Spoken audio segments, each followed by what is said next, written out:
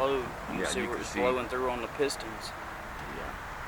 This is a motor that got really hot when the customer was on the lake. It got so hot that he popped his fire extinguisher. You could still see some of the residue from the fire extinguisher.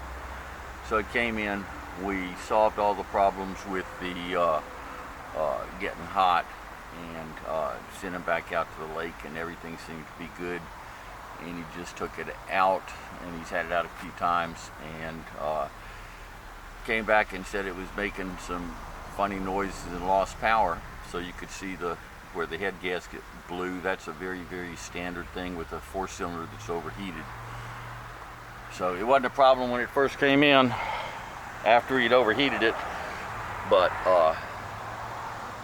there's the gasket, there's the blown head gasket. You see it's been running pretty good because all the valves are in good shape, but you can see right there where the mating surface for the head gasket.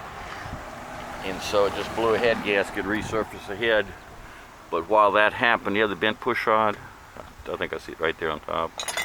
So probably water intrusion in the cylinder or something happened where it bent a push rod. So that's where we are today. Blown head gasket.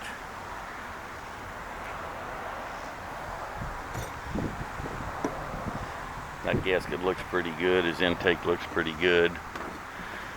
But probably at this point we'll resurface the head and put another head gasket on it, put it back together, and maybe that problems will be solved.